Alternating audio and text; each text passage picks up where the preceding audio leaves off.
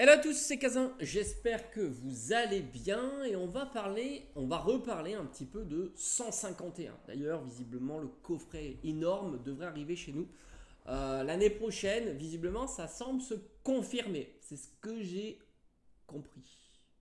Coffret énorme avec la quantité astronomique de boosters et je crois que c'est des Tortank Florizard en illu pour avril, je crois, quelque chose comme ça. C'est assez marrant de voir débarquer ce genre de coffret où on n'est pas du tout habitué. Mais alors, je vais pas vous montrer encore les petits mascarades crépusculaires, mais ils sont toujours à portée de main, évidemment.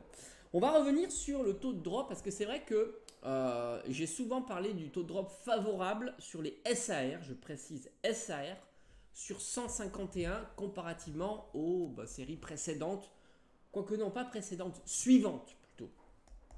Suivantes.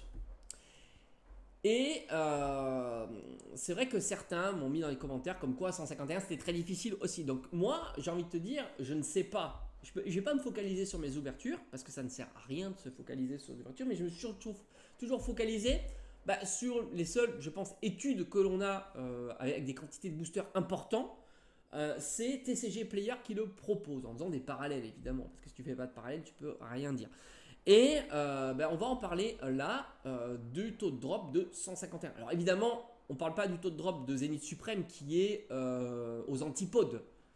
Parce qu'on est, je crois, à 1 pour 8 d'une TG texturée. Enfin, d'une GG texturée. 1 pour 8. Tu imagines le taux lunaire, tu vois. Peut-être qu'on aura ça en 8.5, hein. Peut-être.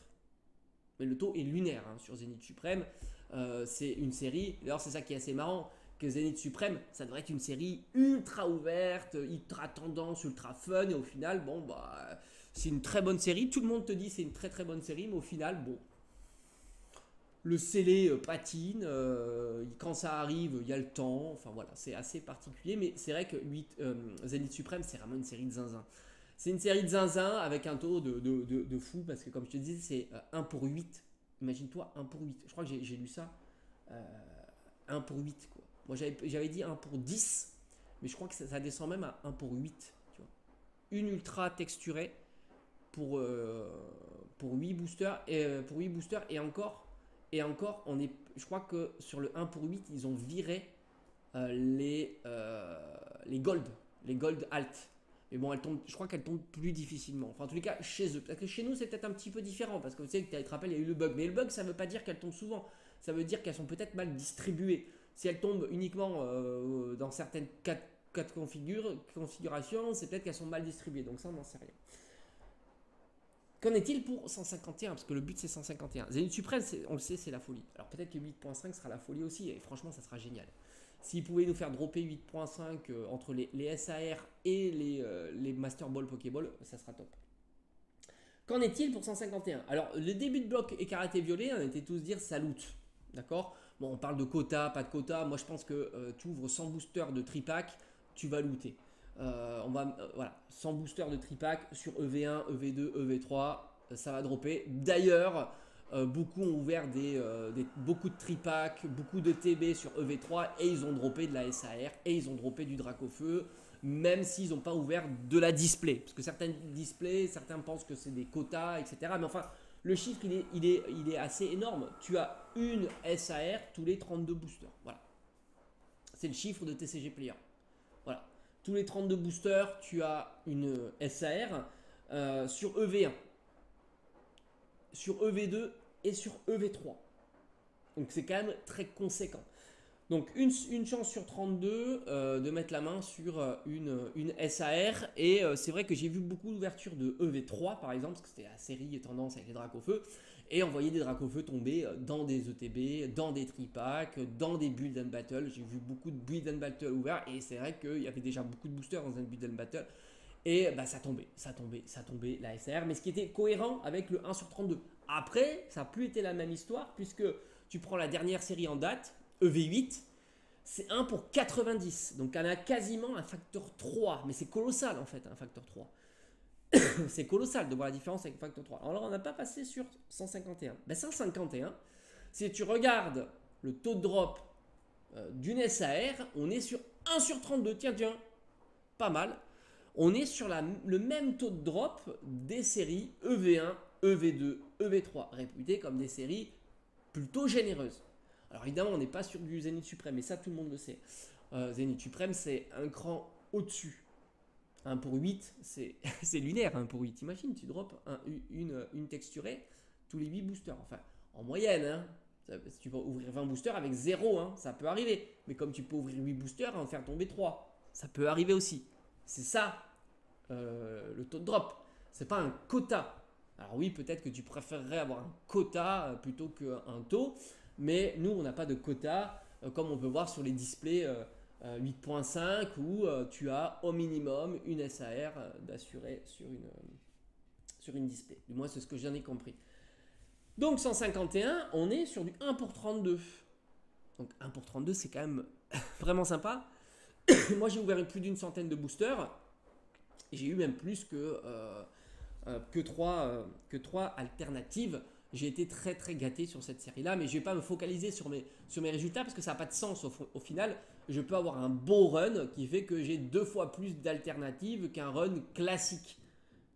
Donc c'est pour ça que ça n'a pas de sens de regarder sa propre ouverture, sauf si tu commences à ouvrir beaucoup de boosters. Mais j'en suis très très loin.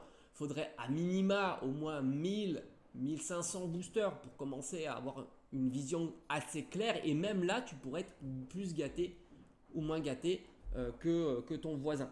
Donc en tous les cas, sur 151, pour revenir sur cette série, la seule différence que tu le vois sur les autres séries, c'est vraiment sur le taux de drop des SAR qui est, on va dire grosso modo, entre 2 et 3 fois plus généreuse qu'une série classique comme j'ai dit, hein, EV8, on est à 1 pour 90 contrairement à 1 pour 32. Donc on se situe entre 2 et 3, hein, ça dépend les séries. Hein. Si tu regardes Faille Paradox, Force Temporelle, ça varie un petit peu. Et si tu regardes pour épée bouclier, c'est un petit peu la même histoire. Tu es sur 1,4, 1,5 en pourcentage de taux de drop par rapport à 1 pour 3, quoi, enfin un 3%. Donc là aussi, on a cette différence sur les séries un peu compliquées de épée bouclier. Donc mais ce qui est marrant, c'est qu'il n'y a pas du tout de différence sur les AR et les full art et les X. Ça, c'est assez fou. Quelle que soit la série, les AR, les full art drop de la même manière.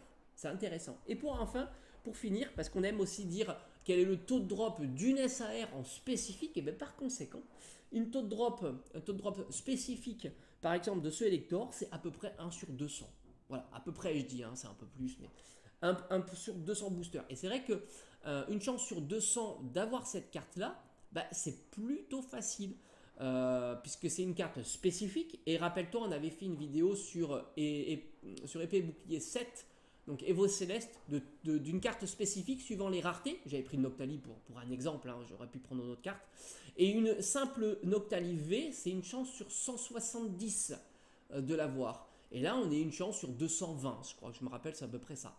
Donc tu t'aperçois que voilà, il n'y a pas de grande différence entre l'alternative 151 choisie, le taux de drop, et une carte V d'une série épée bouclier choisie.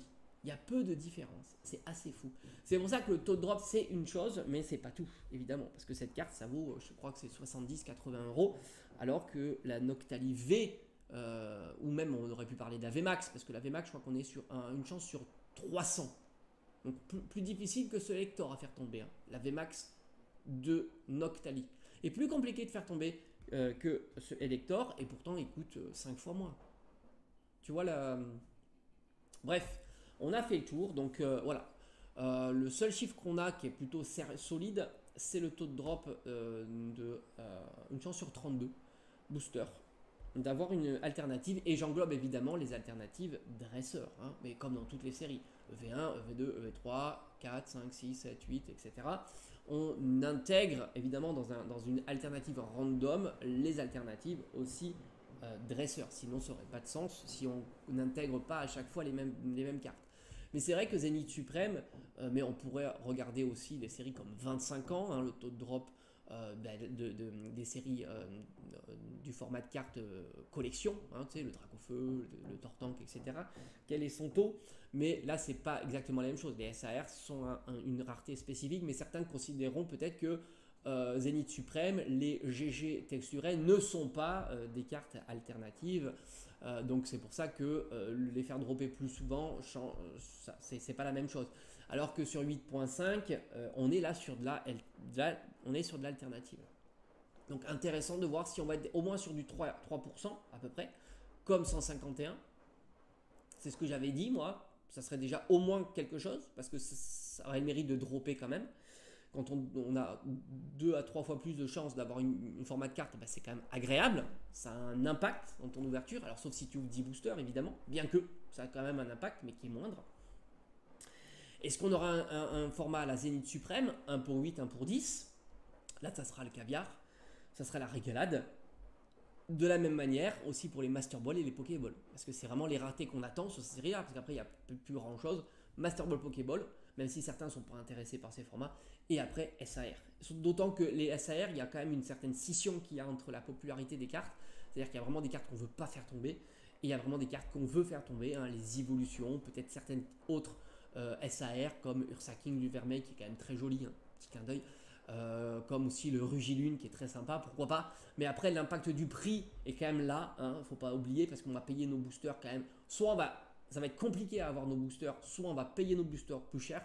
Donc forcément l'impact pécunier aura un intérêt. Donc forcément on veut quand même des cartes qui ont une certaine cote de ce biais-là. Mais on risque d'être déçu. On risque de voir des SAR si ça drop assez régulièrement. Et en plus peu populaires, hein, comme par exemple Lansorien, taper des cartes vraiment très peu chères. Parce qu'il ne faut pas oublier que la rareté c'est une chose, sauf si ça drop vraiment beaucoup. Et c'est surtout la popularité. Et là, il y a des cartes qui peuvent se faire complètement défoncer. Ça, c'est clair. C'est clair. À bientôt.